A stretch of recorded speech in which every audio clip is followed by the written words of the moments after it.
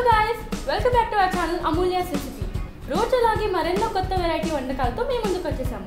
ఈరోజు మనతో చెఫ్ రావు గారు ఉన్నారు. సో రావు గారు మనకి ఏ స్పెషల్ డిష్ నేర్పిపోతున్నారో తెలుసుకుందామా? సో రావు గారు, ఈరోజు మన స్పెషల్ డిష్ ఏంటండి? ఈరోజు జీరా రైస్. ఓకే అండి. బాస్మతి రైస్తో జీరా రైస్ మన పంజాబీలో బాగుంటుంది. ఇది ఇప్పుడు అంతటా దొరుకుతుంది ఇండియాలో. మన ఇండియా ఫుడ్ ఇది స్పెషల్గా. కాబట్టి అరకిలో బాస్మతి రైస్తో ఎలా జీరా రైస్ చేయాలో మీ అందరికి చెప్తాను ఈరోజు. రాసుకోండి. ఓకే. ముందుగా అరకిలో బాస్మతి రైస్ మంచి కంపెనీ తీసుకుంటే బాగుంటుంది. మన పొడవుగా ఉంటే చాలా బాగుంటుంది, టేస్ట్ కూడా ఉంటుంది. ఓకే అండి. అందులో అరకిలో బాస్మతి రైస్ తీసుకొచ్చి అరగంట సేపు నానబెట్టుకోవాలి. కడిగి చక్కగా నానబెట్టుకున్న తర్వాత మనం రైస్ మామూలుగా ఎక్కువగా ఉడికించకుండా కొంచెం, ఎందుకంటే మళ్ళీ దానంతా మనం ఫ్రై చేయాల్సి వస్తుంది కాబట్టి కొంచెం పలుగ్గానే వంచేసుకొని పక్కన పెట్టుకుంటే ఇలా చక్కగా పొడి పొడిగా ఉంటుంది రైస్. ఈ మన తర్వాత నీకు ఏం చేయాలో చెప్తాను. ఓకే. సో మన జీరా రైస్కి కావాల్సిన పదార్థాలు ఏంటో చూసేద్దామా? మన జీరా రైస్ తయారు చేసే విధానం ఏంటో చూసేద్దామా? ముందుగా ఆయిల్ కొంచెం ఆయిల్ వేడైన తర్వాత ఓకే అండి, కొంచెం వేడి కావాలా. ఇది జీరా రైస్ కాబట్టి జీలకర్ర ఎక్కువ ఉండాలి. ఓకే అండి. అన్నింటిలో కల్లా జీలకర్ర ఎక్కువ ఉంటే మనకు ఆ ఫ్లేవర్ తెలుస్తుంది. ఇందులో పుదీనా అసలు వాడకూడదు, ఎందుకంటే పుదీనా ఏ ఫ్లేవర్నైనా డామినేట్ చేస్తుంది. అవునండి. అందుకే ఇందులో అసలు పుదీనా వాడము, ఓన్లీ కొత్తిమీర మాత్రమే వాడుకుంటాం. పచ్చిమిర్చి మాత్రం ఎక్కువగా ఉండాలి. ఇవి ఆయిల్లో బాగా ఫ్రై అయితే మధ్య మధ్యలో తింటే అప్పుడు బాగుంటుంది, స్పైసీగా బాగుంటుంది. ఇందులో ఎక్కువగా ఉండవు ఏంటి ఇంగ్రీడియంట్స్ ఏవి, కరివేపాకు. తొందరగా మనం ఇంట్లో పులిహోర చేసుకుంటాం కదా మన ఇంట్లో, అలానే అనుకో. కాకపోతే ఇంట్లో పులుపు ఉంటుంది, జీలకర్ర ఎక్కువ ఉంటుంది. ఆయిల్ వేడైందండి. ఓకే. 2 టేబుల్ స్పూన్స్ అయితే సరిపోతుంది. నేను మామూలుగా చేసుకొని ఇస్తాను. 2 టేబుల్ స్పూన్స్ జీరా సరిపోతుంది.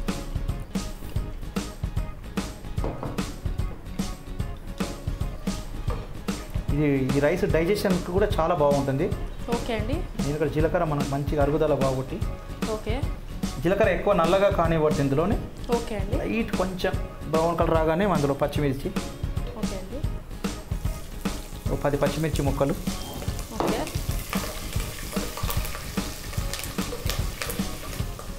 కరివేపాకు. ఓకే. అరకిలో రైస్ని చూసుకొని తగ్గట్టుగా అందులో మనం ఇందులో వేసేసుకుంటే బాగా కలుస్తుంది. ఓకే అండి. అంతే సింపుల్. ఇందులో మనం ఉడికించినటువంటి బాస్మతి రైస్ ఇందులో కలుపుకుంటే మన జీరా రైస్ అయిపోయినట్టు. ఒకసారి సాల్ట్ సరిపోయిందో చూసుకుంటా. ఓకే అండి. చూసుకుందాం. సరిపోయింది. సో రావు గారు, ఒక్కసారి మా వ్యూవర్స్ కోసం మళ్ళీ ఒక్కసారి ప్రొసీజర్ రిపీట్ చేస్తారా? తప్పకుండా. అరకిలో బాస్మతి రైస్ తీసుకొని ఒక అరగంట సేపు నానబెట్టుకుంటే చక్కగా అవి సోక్ అవుతాయి, మంచిగా పెద్దగా అలా పొడుగుగా వస్తాయి. ఓకే అండి. దానికోసం ఏం లేదు, సింపుల్. ఉడికించుకొని మొత్తం ఉడికించుకోకుండా కొంచెం పలుకు మీద మనం ఉంచుకుంటే తర్వాత మనకు ఈజీగా ఉంటుంది. ఓకే అండి. దాని తర్వాత కళాయి పెట్టుకొని అందులో ఆయిల్ వేసి జీలకర్ర ఎక్కువ వేయాలి. జీలకర్ర, పచ్చిమిర్చి, కరివేపాకు, తగినంత ఉప్పు, కొత్తిమీర, ఇవే ఎక్కువగా ఉండవు ఇందులో. కానీ ఎందులోనైనా కానీ ఈ జీరా రైస్ చాలా బాగుంటుంది. పప్పుతో తినొచ్చు, నాన్ వెజ్ వాళ్ళు చికెన్లో తినొచ్చు, అది 2 తినవాళ్ళు పెరుగులో కూడా తినొచ్చు. అవునండి. మనం ఇది అయిపోయింది, ఒక డిష్లో తీసుకుందామా? ఓకే.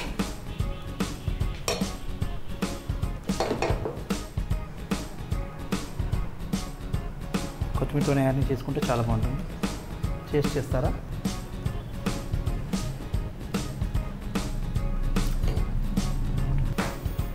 చాలా యమ్మీ ఉంది రావు గారు. థ్యాంక్ యూ అమ్మా. సో మన డెలీషియస్ జీరా రైస్ తయారు చేసే విధానం చూసేసాం కదా. నెక్స్ట్ ఎపిసోడ్లో ఇంకో కొత్త వెరైటీ డిష్తో మీ ముందుంటాను, మీ Priya. Don't forget to like, share and subscribe to Amulya recipes. Bye guys.